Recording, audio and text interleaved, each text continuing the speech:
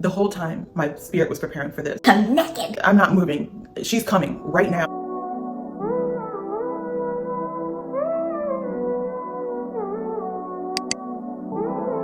So, you know how I said that in the beginning, I was like, I'm going to use all the wisdom, basically soak in all the wisdom from the midwife so I can free birth my next pregnancy. We got so much information and so much just like things to use for birth. Right? So one example, our midwife had us order this birth kit online, and the birth kit came in and we just kind of set it to the side, but it had like little like gauzes, it had like your peri bottle for postpartum, it had some like postpartum pads, it had things to cord clamp, iodine, and in that, like in this box of birth kit things, it had a sheet of paper that said what to do if the baby comes before the midwife gets there. So when Corey and I are having this convo, like, hey, actually, like whether I make it past 42 or not, and she's like available or not, let's just do this on our own. Like, I'm feeling it, and he was feeling it. I gave him that sheet, and basically it was like, hey, study this. He keeps that sheet of paper on his desk, and he kind of like studies it. And like we joke about it now because as soon as I gave him that sheet and like a few days of him just like, you know, looking over it, I guess I asked him like, hey, how are you feeling about everything? He was just like, shit easy. I just, you know, boom, bang, bang, hand on the premium, bang, baby comes out. And I was like, it made me feel like, well, what the fuck? Like, why are we even tripping over here? Like, but he's just someone that moves with such confidence. And when he's behind something, he's behind something. And so that energy, that masculine, I've got you, like we got this energy was really just like everything I needed to fully step into, like, okay, I already said I wanted to free birth, and my partner he's got my back. 42 weeks pregnant. I think she came, I was 42 weeks and 3 or 5 days. It's like really hard every day waiting for her to come, she didn't come. Waiting for her to come, she didn't come. My birthday is June 7th. My due date was May 31st. May 31st came and went. June 6th came, and I started to get contractions, prodromal labor. So basically in the morning I would have contractions, like a session of contractions. It would calm down during the day, and then the evening, night, they would pick back up again for another session, and that kind of would mess up sleep and all that. And that was really crazy for me because I slept really well for my whole pregnancy. Like I was sleeping like 10 plus hours a night. So June 6th comes and I have contractions morning and evening, night, morning, evening, night, morning, evening, night. And so you can imagine my mental space was getting so freaking challenged because every time you experience the session of contractions, I'm like, it could be today, any day now, she's coming, like I'm already past the due date. Then the next Sunday, my water breaks. I think it's like the high break because it doesn't just like all come out, it trickles. It's like, there's like gushes, there we go, it gushes. Like there's like gushes of the water, and then later more gushes, and then the next day more gushes. So it wasn't this just like Waterproof. Baby. But it was a Sunday of my water started breaking, okay? And she didn't come till that Thursday. And so mind you, at this point, we're totally on board with free birth.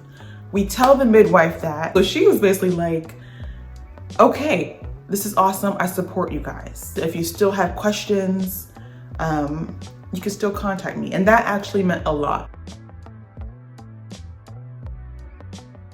So I want to be honest with you guys, with Corey and I, and with this whole birth experience, obviously there's a shit ton that can go wrong with birth. I didn't focus on that stuff. I didn't research what could go wrong. I didn't research the bad things that happen. I didn't even research the good things, honestly. Like, I was fully available to experience my experience and to trust in my inner belief that birth is natural, that I'm doing all the work anyway, so I don't need anyone but my man. Okay, June 15th comes, mentally and physically at my last. I gained a lot of weight in that last week. I was like, could barely get up. I was so tired. I was just so big. But I was still very in tune. Like if I ever felt like something was wrong, I was prepared to go to the hospital. I wasn't going to be stupid, but I was going to follow my intuition. And my intuition was just telling me, I'm big and I'm pregnant and baby not ready yet. She's still cooking. At that point, I used the Free Birth Society podcast to find other stories of women who went past 40 weeks, because I was on this journey that was like feeling like very long. So I did experience doubt. I did experience worry and fear, but they were never that strong, and they never felt like they were true or real. It was just like natural fears that would come up when you're experiencing something that you've never experienced before. The day comes, June 15th, the morning set of contractions starts at around 10 a.m. I am already exhausted because I had been doing this for 9 days? Corey was amazing, y'all. So he just started preparing the room. We'd already discussed the things I wanted, playlist of music that I like. I had bought candles. He bought me some candles too. We bought Gatorade and coconut water. I knew I wanted a calm Zen environment. Intuitively, he was like, it's too bright in here still. We're mammals. Most mammals birth in caves. So he took our bedspread and put that over the window to cover over top of the curtains. Every time I moved from the bedroom to the bathroom, he would light the candles. He would move the speaker back and forth. He would bring my water and my Gatorade back and forth. And he was just so in tune with exactly what I needed, because I was in labor, right? I was then in actual active labor that day. And I'd say around 7 p.m., they got so intense. I basically would Corey was behind me. My back was to his chest. Excuse my sweat pits. But I would hook my arms on him and drop down into his arms. He would, hold me, and I would move through the contraction like that. Corey was able to keep the spirits up because he would be like, she has to be coming tonight. She has to be coming within a few hours. And for me, I'm at my mental and physical edge. I'm so tired and so much pain. I was having to prepare my mind hey, she may not even come today. I didn't want to get my hopes up and then to not have anything to give.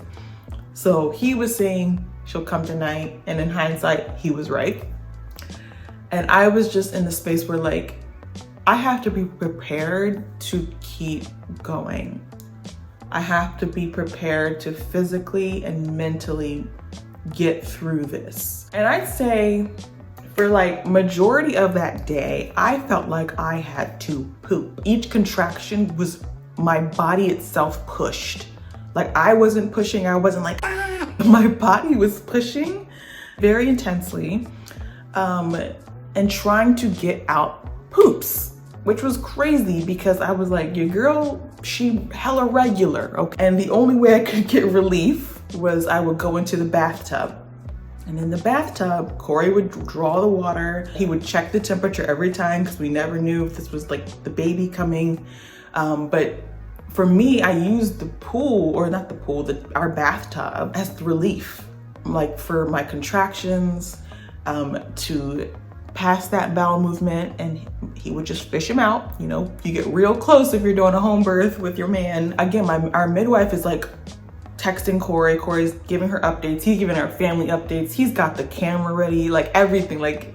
He was on it. She's don't let her sit in the tub too long because the tub slows down the contractions. It feels really warm and relaxing. But for me, there was no other way than for me to use that tub as a laboring pool. It was supposed to just be a quick thing to birth in at the end, because with her, originally planned was she would bring a birthing tub and I would birth inside of it. Eventually, I was in the tub. I was this one is not a poop. This is the baby. And I told that to Corey, and he was like, okay, well, if this is the baby, we're gonna need to get you out of the tub so that we have enough hot water for when the baby comes, because that's when the temperature of the water matters, that we want it warm around the body temperature. So I get out, I stand up out of the tub at that point. Girl, I'm eggs. I've never been more tired in my life, physically or mentally. And I feel her in my pelvis. Like, it feels like the biggest shit of my lifetime. I get out the tub and I go into the bedroom. And this is when I hit what they call transition. I'm laboring in the bedroom. I get on all fours. I start to sweat, but I'm also cold. I have these cold sweats. I'm like hot and I'm naked. I'm naked. I throw a fleece blanket that was like laying on the bed. I throw that over me. I start to feel hungry. There was like a Lara bar I had been snacking on it. I think I had taken a bite earlier. Lemon Lara bar, okay. I grab it. I think it was on the floor at this point. I grab it off the floor, take a bite of it, might have finished it, reach my hand down to touch my yoni, and I feel flesh. I feel the top of her head. And I say that to Corey. I'm like, Corey, I feel her. I feel her. He goes down there. He's looking. He's like, okay, yeah. He's like, okay, I'm gonna get the bathtub ready. She's like, coming. And at this point, I'm like, fucking finally. I'm so just ready to get this baby out of me. I actually don't know how I did it. So I crawl over to the bed. I put two hands, like this is the bed. I put two hands on the bed to help me get up. And I stand up so that I'm like hunched over like this. I'm trying to get up because Corey had just told me, okay, I ran the bath. Whenever you're ready, you can go in there. It's ready for you, baby. And so I do that stand up thing on the bed. I'm like, Corey, I'm not moving. She's coming right now. She's coming here and now. That guy goes and gets all the birth kit stuff, like all the gauze and the gloves, everything, okay? So I'm like this, y'all. Corey's behind me, head right here, okay, watching everything. Baby starts to come out, okay, her head crowning. At this point, I am pushing. Once I stood up on that bed, I am physically like, I'm pushing this baby out. I hear him behind me like, oh my God, Callie, your eyes, like this emotion, this beautiful emotion. He's watching her come out of me. He sees her head slowly come out and then her eyes open, they lock eyes. I think it's so special that the first person my baby saw was her dad. I hear him say, your eyes, your eyes. I push and I get her head out. I give like another few pushes and her whole body just like falls out. And Corey catches her mid-air. And y'all, he got the whole thing on tape, or I'm dating myself. The whole thing is on camera. And y'all, I'm so out of it at this point. Like, when I start to like walk away, I kind of like get like pulled back because it's like, oh wait, I'm still connected. He's like, Tanya, hold your baby, hold your baby. He's like in full emotion. I'm just like, there's no emotion coming from me. It's just like, okay,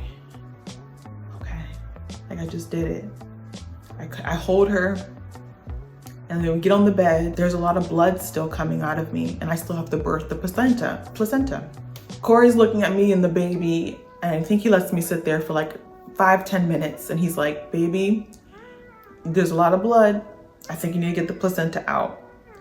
So he takes the baby, I stand up and I just stand and the placenta falls out of me, splat right between my legs onto the ground. We had like a tarp that like didn't really work on the ground. And that was like cherry on top. I'm actually completely done. And we get back on the bed and we have golden hour with baby on skin to skin. We take some towels that we had already washed for her, wipe her off a bit. It was the most grounding, surreal moment of my life. That whole birth experience was the most grounded, the most on earth, the most attached to this world, this planet that I have ever felt. We got in the tub, washed the blood off, got in the bed with baby, and I'm starving, y'all. I'm starving at this point. Placenta was on the ground, so Corey had to go hurry up and get it prepared because we encapsulated it. So he had to do all of the cleanup because I was physically unable to help. Like, so he had to clean up all of this, the mess. And I was there with baby and I was like, food. I go to Uber Eats. There was a diner that was open. I proceeded to order $150 worth of food.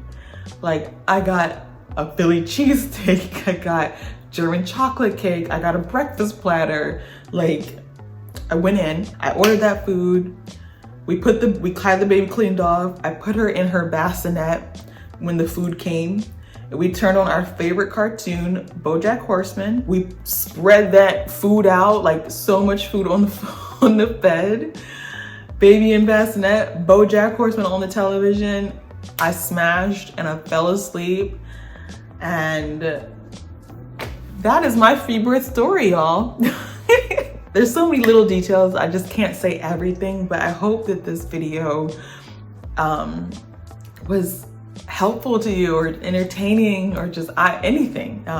That's my story, that it is what it is. Thank you if you listened to this whole thing. Thank you for sitting with me and listening to this story. I have been such a fairy and I think that has been amazing, but like life is yin and yang. And I think becoming a mom, birthing in this way, just me, my partner, in the comfort and the haven of our home, the sanctuary of our home, has been without a doubt the most powerful experience of my life, the most impactful experience of my life, and the most grounding. Like, I am woman, I am strong, I am capable, I am absolutely a fucking amazing. And it's just hard. It's hard to put in words, but I'm really grateful for my experience. I'm grateful for my partner. I'm grateful for my daughter. She is magic. She's everything. She is everything. And going through birth this way, going through it my way, realizing that the whole time, like my whole pregnancy, I had been following the Free Birth Society Instagram account and I had been following the podcast, but I didn't really listen to any of the episodes until the very end. The whole time my spirit was preparing for this moment, for this birth experience story. And it feels really awesome to be on the other side of it, to be able to tell it, knowing that it was exactly what I wanted. And then knowing how much power I have as a woman, as a human. And yeah, thank you so much for being here. And I will see you guys in my next video. Bye-bye.